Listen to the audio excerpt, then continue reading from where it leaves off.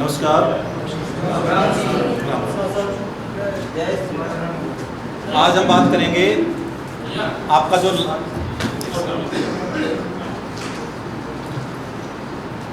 हमारा सबसे लास्ट का प्रोडक्ट बचता है गोबर वेस्ट, जिसको हम वैसे ही फेंक देते हैं।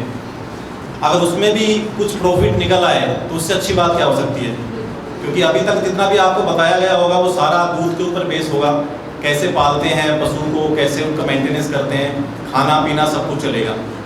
लेकिन अगर लास्ट के अंदर जो गोबर बचता है उस पर कोई ध्यान ही नहीं देता। ज़्यादातर सिटी के अंदर क्या होता है, आजकल डेयरियाँ गाँव में से भी कम हो रही हैं। सिटी में मेरे हिसाब से इसमें 80% लोग सिटी से ही होंगे, मेरे हिसाब से आइडिया है। और वहाँ पे एक बहुत बड़ी समस्या आती है कि जो गोबर है उसको कहाँ डालें, क्योंकि कॉलोनियों के अंदर ये डेयरियाँ हैं, मैंने देख रहा हूँ, मैं तो काफ़ी दिनों से इस लाइन में हूँ। तो उसके लिए एक मजबूरी हो जाती है उसको फेंकना कहाँ है। और उसके उपाय के लिए 2-3 ऑप्शन होते हैं लोगों के पास। या तो उसको नाली में बहाएं, नाली में बहाएंगे तो ये जो अपने सरकारी डिपार्टमेंट होते हैं वो उनसे चार्ज लेते हैं, पेनल्टी लगा देते हैं, है ना। दूसरा तरीका ये होता है उनको पैसे देकर उसको उठवाना होता है। उठवा रहे हैं तो अपनी जेब से ही कुछ ना कुछ जा रहा है। लेकिन उसका तीसरा तरीका ये है कि आप उसको दे भी गोबर को दें और उससे कुछ 2 पैसे आपकी जेब में भी आ जाएं। इससे अच्छी क्या बात हो सकती है। तो मैं आज आपको वर्मी कंपोस्ट से रिलेटेड कुछ चीज़ें बताऊंगा जो कि आपके गोबर जो आपका वेस्ट है बिल्कुल उसी से बनेगा और उसी से आपकी अच्छी खासी आमदनी आ सकती है। मैं प्रॉपर पटौदी से हूँ और वो भाई भी जानते हैं, वो पटौदी से हैं, और मेरे हिसाब से भाई साहब भी जानते हैं मेरे को। ये भाई साहब, इन्होंने मेरे से ट्रेनिंग ली हुई है मेरी साइट के ऊपर भी। मैं जब तक ठीक हूँ जब तक ठीक है। मैं पिछले 5-6 सालों से वहाँ पे ट्रेनिंग सेशन दे रहा हूँ। हज़ारों किसान वहाँ पे आके वर्मी कंपोस्ट सीखते हैं। और कुछ लोग ऐसे भी हैं जो मेरे से भी ज़्यादा बड़ी यूनिट लगा के आज इंडिया के अंदर रन कर रहे हैं और बहुत अच्छा काम कर रहे हैं। ज़रूरी नहीं है कि आपके पास डेयरियाँ हो तो ही आप वर्मी कंपोस्ट लगा पाएँ। अगर आपके पास डेयरी है तो ये प्लस पॉइंट हो जाता है आपके पास कि आप वहाँ से भी पैसा कमा रहे हैं और गोबर से भी पैसा कमा रहे हैं। हम तो खाली गोबर से कमा रहे हैं, हमारे पास डेयरी भी नहीं है। अपने घर के गाय भैंस हैं वो भी 1-1 2-2 बस। जितना भी माल आता है सारा का सारा हम डेयरियों से लेते हैं या फिर गौशाला से। फोकस हमारा गौशाला का होता है। नियर बाई 1500 बेड प्लस अभी रन कर रहे हैं। बेड में बता देता हूँ, गोबर का एक पिट बनता है विंड्रो मेथड से, आप इतना तो जानते होंगे, 30x4 का होता है। उसके अंदर केंचुए डाले जाते हैं गोबर को ठंडा करके, और उसको लगभग 2.5 से 3 महीने के लिए छोड़ दिया जाता है। खाली उसमें पानी डालना होता है, मॉइस्चर मेंटेन करके रखना पड़ता है। ये चीज़ें करते हैं, उसी से वर्मी कंपोस्ट, जिसको हम काला सोना बोलते हैं, वो तैयार हो जाता है। जो हम गोबर अपना डेयरियों से निकालते हैं उसके अंदर आपको मैंने बताया कि 1500 रुपये के नियर बाई आपको देने पड़ते हैं उसको उठाने के लिए। और मैं कहूँ कि उसी चीज़ के लिए आपको एक ट्रॉली का नियर बाई 15 से 20 हज़ार रुपये अगर आने लग जाए तो कितनी अच्छी बात है। ये एक प्लस पॉइंट होता है।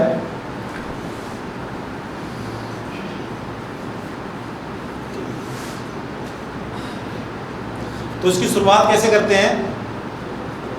जो भी आपका गोबर निकलेगा बाहर उसको 10 से 12 दिन या 15 दिन हम उसको ठंडा करते हैं। आपके पास पहले तो ये होना चाहिए कुछ थोड़ी बहुत ज़मीन, 1 बीघा 2 बीघा या तो है तो ठीक है, नहीं तो अपनी जैसे डेयरी का प्रोग्राम आप बना रहे हैं तो डेयरी के नियर बाई थोड़ी जगह तो खाली छोड़िए। आप जगह को प्लेन करके उसमें गोबर डलवाइए, 12-15 दिन उसके ऊपर लगातार पानी डालिए और वो उससे ठंडा हो जाता है। ठंडा होने के बाद उसके अंदर देखिए, मैं बताता हूँ आपको केंचुआ खाद का थोड़ा सा लॉजिक समझाता हूँ। नॉर्मल गोबर जो आपके पास पड़ा हुआ है वो 6 महीने के अंदर वैसे ही गल जाएगा। आपने 2 ट्रॉली डाली थी तो नियर बाई 1 ट्रॉली ही बचेगी आपकी मुश्किल से, ठीक है। और जो हम ये अपना गोबर केंचुए को खिलाते हैं ये लगभग 2.5 से 3 महीने में बन जाता है। और इसकी जो खाद है उसके अंदर लगभग 16 से 17 प्रकार के पोषक तत्व पाए जाते हैं।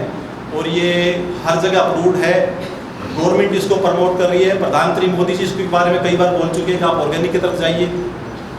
और इसका रिजल्ट हम कई सालों से देख रहे हैं। किसान जो डालता है वो रिजल्ट अपने आप बताता है, इसलिए ही बिक पा रहा है, इसीलिए हम इसको इतने बड़े लेवल पे ले पाए।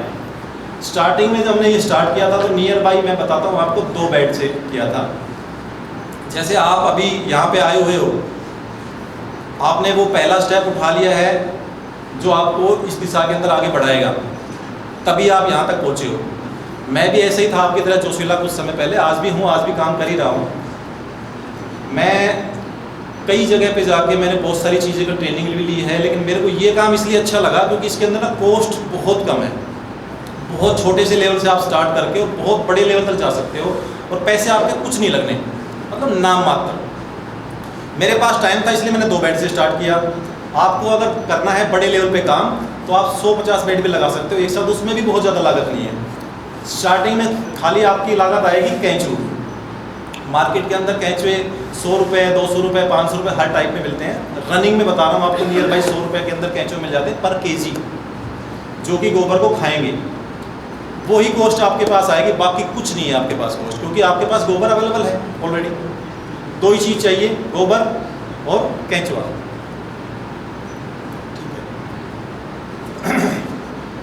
सबसे पहले हमें ज़मीन लेवल करानी है। उसके लिए जो भी आपके पास जगह है, और ख़ास 2-3 चीज़ों का ध्यान रखना है उसके ऊपर आपको। जिस भी ज़मीन का आप चयन करें वहाँ पे पानी मीठा होना चाहिए। सबसे पहली बात ये है, पानी मीठा होगा। पानी होना चाहिए नहीं, पानी मीठा होना चाहिए, पानी बिना तो कुछ होगा ही नहीं ना। मीठा पानी pH 6.5 से 7.5 के बीच में, जो भी मतलब नॉर्मल होता है। ऐसा नहीं बहुत खारा, आपने कुछ नहीं करना। अगर आप पानी पी के देख रहे हो, आपको लग रहा है कि मेरी जीभ के ऊपर ये कड़वा महसूस हो रहा है, या फिर बहुत ज़्यादा खारा पिया ही नहीं जा रहा, उल्टी कर रहे हो वापसी आप, तो उसमें वो कैंचुआ सर्वाइव नहीं करेगा। कर भी गया तो ग्रोथ बहुत ही मिनिमम होगी। चलो ग्रोथ भी हो गई तो जो लास्ट के अंदर वो प्रोडक्ट बन के आएगा, अगर आपने उसको छोटी पौध में डाला, क्योंकि ज़्यादातर किसान खेती के अंदर यूज़ करते हैं उसको, या तो बीज उगाएंगे उससे एक ट्रे के अंदर जो उगाते हैं वर्मी कंपोस्ट प्लस कोकोपीट वगैरह मिला के, तो वहाँ पे समस्या आएगी अगर खारा पानी डाल दो। नॉर्मल पानी है तो फर्स्ट क्लास काम करेगा, कोई समस्या नहीं है। सेकंड नंबर पे आएगा, जहाँ पे भी आप यूनिट लगाने का विचार बना रहे हैं या फिर वर्मी कंपोस्ट बनाना चाह रहे हैं, वहाँ पे ज़मीन जो है वो आपकी लेवल होनी चाहिए, जल भराव ना हो। अभी आप जो काम कर रहे हैं वो आपको कहीं भी लगा लेंगे आप बेड, लेकिन समस्या तब आएगी जब बारिश आएगी। बारिश आएगी उस समय आपके सारे बेड डूब जाएंगे। जहाँ बेड डूबे वहाँ से कैंचुए सारे के सारे बाहर, मतलब जितने आपने 6 महीना 1 साल मेहनत की थी, बारिश के समय में सब बराबर हो जाएगा। ये चीज़ का मेन ध्यान रखना है।